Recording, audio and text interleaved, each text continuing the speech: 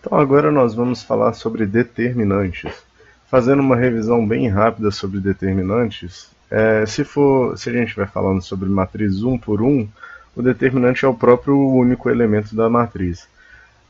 Para matrizes de graus de ordem superiores, então como é o caso dessa A 2 por 2, o determinante é dado por essa forma. A gente vai multiplicar a diagonal principal e a gente vai multiplicar essa diagonal aqui, que dá 12. A gente vai inverter o sinal dessa diagonal e somar os dois elementos. Então o determinante de A é igual a 10 menos 12, que é igual a menos 2. Uma curiosidade sobre o determinante é que ele representa a área dada pelos vetores coluna da matriz. Então, se eu tenho o vetor U é igual a 5, 3, e o vetor V é igual a 4, 2, então esses dois vetores eles formam um paralelogramo. Aqui eu simplesmente repito o vetor V, aqui eu repito o vetor U, e essa área aqui, em módulo, né, ela é igual ao módulo do determinante. O sinal negativo do determinante simplesmente indica se o primeiro, por exemplo, se eu fizer a primeira linha sendo esse vetor e a segunda linha sendo esse, eu estou girando de um vetor para o outro no sentido anti-horário, então essa área seria positiva. Mas se eu fizesse da linha 2, se eu trocasse a linha 2 pela linha 1 e fizesse, né, do sentido desse vetor para esse, então nesse sentido, que é o sentido horário, a área seria negativa. Geralmente em matemática o sentido anti-horário é positivo e o sentido horário é negativo. Então, só para dar uma reforçada, fazendo o determinante da matriz B, a gente vai multiplicar nessa direção, dá 27, nessa direção dá 16, a gente troca o sinal desse produto aqui, então ele é igual a 27 menos 16, e isso dá 11. Ok? E agora, a título de curiosidade, a gente vai fazer o determinante da matriz A mais B. Então a primeira coisa que a gente tem que fazer é somar as duas matrizes. Então nós vamos ficar com 5 mais 3 no primeiro elemento. O segundo elemento 4 mais 8. O terceiro é 3 mais 2. E o quarto é 2 mais 9. E a gente quer calcular o determinante disso tudo. É igual ao determinante de 8, 12, 5, 11. Então, agora que a gente já calculou a matriz A vezes B, a gente vai multiplicar nessa direção. Aqui dá 88. E 5 vezes 12 dá 60. A gente vai trocar o sinal. Então, o determinante de A mais B é igual a 88 menos 60, que é igual a 28.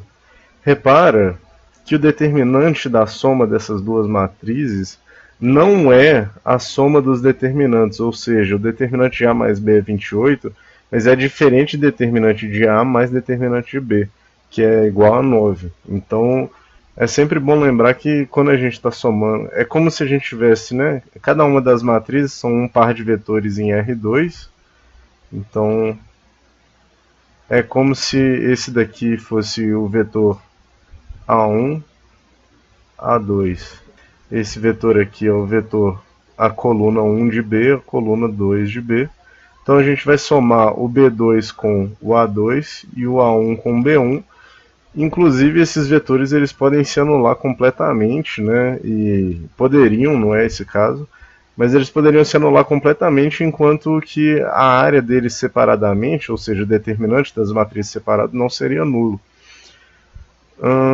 Então o que a gente teria seria, por exemplo, B2 com A2, a gente vai ter a matriz A mais B, que vai ser um vetor mais ou menos assim, e a matriz, a coluna 1 da matriz A mais B, vai ser a soma desses dois vetores, vai ser um vetor mais ou menos assim. Então, essa daqui é a matriz, digamos, A mais B, a coluna 2, e A mais B, a coluna 1. Então, a nova área vai ser dada por esse paralelograma, que não tem nada a ver com a soma das áreas desses dois vetores, né? Então não confundir jamais. O determinante da soma de duas matrizes não é igual à soma dos determinantes. Agora vamos calcular o determinante de uma matriz 3×3, como é o caso da letra C. Da letra D, desculpa, matriz C. Então, o primeiro passo que a gente faz, esse é o método mais simples. A gente pega a primeira e a segunda coluna e a gente repete aqui do lado de fora da matriz. Então vamos escrever elas aqui, 2, 0, 0, 4, 3, 0. Agora a gente vai fazer uma multiplicação parecida com a que a gente fez aqui, mas a gente vai multiplicar, né, nesse sentido, só que nós vamos fazer todos esses produtos aqui. Nós temos 3 produtos nessa direção. Então, essa direção aqui, 2 vezes 3 vezes 1 dá 6. 4 vezes menos 6 vezes 0 dá 0. 9 vezes 0 vezes 0 dá 0. Então, nós vamos somar tudo que está desse lado. E vamos guardar para daqui a pouquinho. E agora a gente vai fazer o produto nessa direção de cá. Também 3 vezes, né? Em 3 linhas diferentes. Então, essa linha daqui é 9 vezes 3 vezes 0, que dá 0. 2 vezes menos 6 vezes 0, que dá 0. E 4 vezes 0 vezes 1, que é igual a 0. A gente vai somar tudo desse lado. E nós vamos inverter esse sinal. Então, o determinante de C vai ser igual a 6 menos 0. Ou seja, esse lado aqui, 6, menos esse lado que dá 0, que é igual a 6. Uma propriedade que é importante de lembrar é que numa matriz triangular, essa daqui, vamos circular aqui, essa é uma matriz triangular superior, porque a triangular inferior é toda nula, certo? Então, o determinante dela pode ser calculado diretamente multiplicando os elementos da diagonal principal.